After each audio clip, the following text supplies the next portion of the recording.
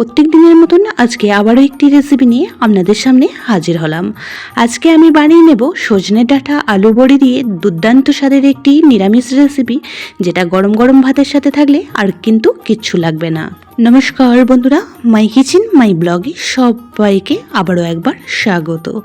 আসুন তাহলেই শুরু করা যাক আজকের রেসিপি। আজকের রেসিপি বানানোর জন্য এখানে আমি নিয়ে নিয়েছি বেশ কিছু সজনের ডাঁটা, আর এদিকে আমি ব্যাক ক্যামেরায় সজনে ডাঁটা আর তার সাথে আলুটাও কেটে নিয়েছি, আর নিয়ে নিয়েছি এখানে ছোটো বাটির 1 বাটি পরিমাণ বড়ি।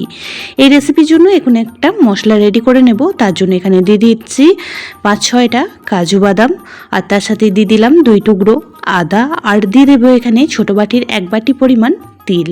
এখানে আমি চা চামচে 2 চামচ পরিমাণ সাদা তিল ব্যবহার করলাম। আপনারা চাইলে 1 চামচ সাদা তিল 1 চামচ পোস্ত ব্যবহার করতে পারেন। দিয়ে দিচ্ছি এখানে ছোট চামচের 1 চামচ কালো সর্ষে, আর তার সাথে দিয়ে দেবো 1 চামচ হলুদ সর্ষে। তো এই সমস্তগুলিকে সামান্য একটু জল দিয়ে একটা মিহি পেস্ট রেডি করে নেব। আজকের এই মশলাটা দিয়ে রেসিপিটি তৈরি করব, তার কারণে রেসিপিটি দারুণ সুস্বাদু তৈরি হবে। তো এখন রেসিপিটি তৈরি করার জন্য গ্যাসের মধ্যে একটা কড়া বসিয়ে এখানে দিয়ে দিচ্ছি পরিমাণ মতন সর্ষের তেল। আজকে সম্পূর্ণ রেসিপিটি সর্ষের তেলে তৈরি করছি, আপনারা চাইলে সাদা তেল দিয়েও বানিয়ে নিতে পারেন। তো প্রথমেই তেল গরম হতে বড়িগুলিকে ভেজে নেব। তো এখানে আমি বিউলির ডালের বড়ি ব্যবহার করেছি। আপনারা যে কোনো বড়ি দিয়েই রেসিপিটি তৈরি করতে পারেন, তাতে করে কিন্তু খেতে খুবই ভালো লাগবে। তো বড়িগুলিকে বেশ লাল লাল করে ভেজে নেব, আর ভাজা হয়ে গেলে একটা পাত্রে তুলে রাখবো।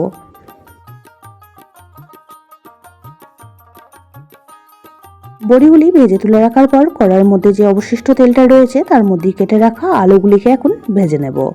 সমস্ত সবজিগুলিকে প্রথমেই যদি একটু ভেজে নিয়ে রেসিপিটি তৈরি করা হয়, খেতে কিন্তু খুবই ভালো লাগে। তো আলুগুলিকে বেশ কিছুক্ষণ সময় নিয়ে ভেজে নিচ্ছি।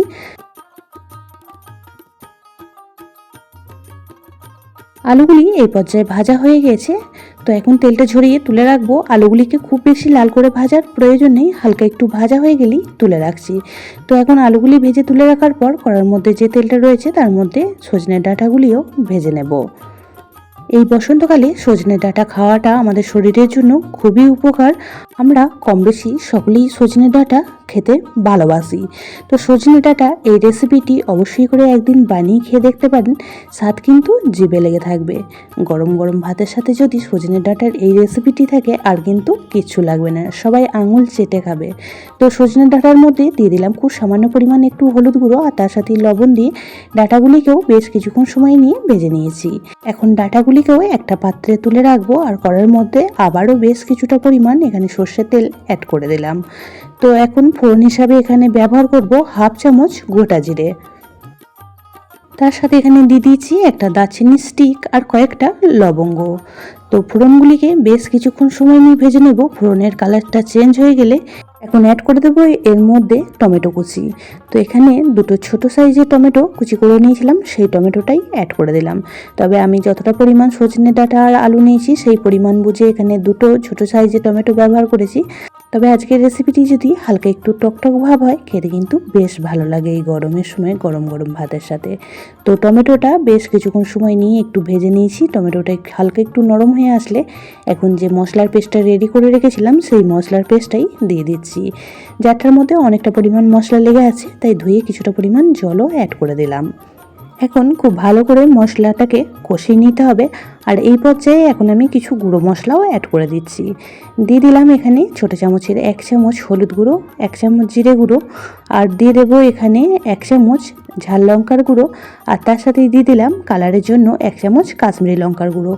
পরিমাণ মতন লবণটাও অ্যাড করে দিলাম। এখন সমস্ত মশলা খুব ভালো করে মিশিয়ে নেব, আর মশলাটাকে বেশ কিছুক্ষণ সময় নিয়ে কষিয়ে নিতে হবে।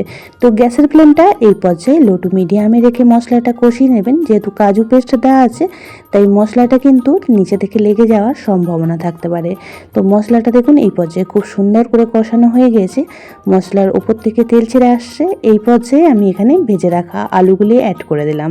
তো আলুগুলি মশলার সাথে খুব ভালো করে একবার মিশিয়ে নেব। মেশানো হয়ে গেলে এখন ভেজে রাখা সজনে ডাঁটাগুলিও অ্যাড করে দিচ্ছি। সজনে ডাঁটা আর আলু এখন মশলার সাথে খুব ভালো করে নাড়াচাড়া করে মিশিয়ে নিয়ে বেশ কিছুক্ষণ সময় নিয়ে কষিয়ে নেব।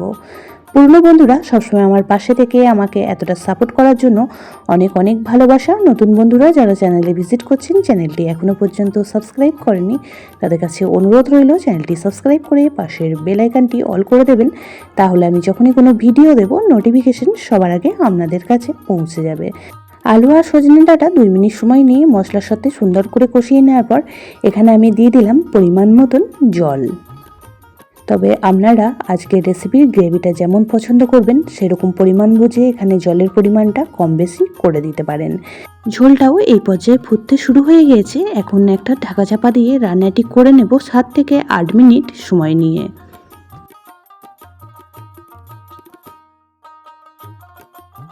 6 মিনিট পর ফিরে আসলাম। এখন ঢাকাটা খুলে নিয়ে এর মধ্যে অ্যাড করে দেব ভেজে রাখা বড়িগুলি। তো বড়িগুলি দিয়েও খুব ভালো করে একবার নাড়াচাড়া করে মিশিয়ে নেব। আর মেশানো হয়ে গেলে আবারও ঢাকা চাপা দিয়ে রান্নাটি করে নেব 3 থেকে 4 মিনিট সময় নিয়ে।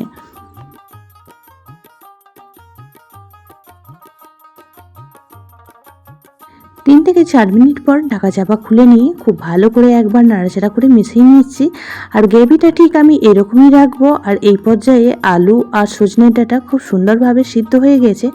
রেসিপিটিও আমাদের প্রায় রেডি হয়ে এসেছে। এখন স্বাদটাকে ব্যালেন্সের জন্য দিয়ে দিচ্ছি খুব সামান্য পরিমাণ একটু চিনি।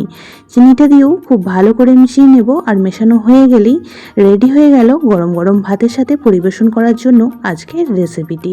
এরকম একটি রেসিপি থাকলে আর কিন্তু কিচ্ছু লাগবে না, এটা দিয়েই সবটুকু ভাত খাওয়া হয়ে যাবে। খুব সহজ সাধারণভাবে বানানো আজকের রেসিপিটি সম্পূর্ণ নিরামিষ রেসিপি। তো যে কোনো দিন কিন্তু বানিয়ে পরিবেশন করতে পারেন, খেতে কিন্তু দুর্দান্ত স্বাদের হয়।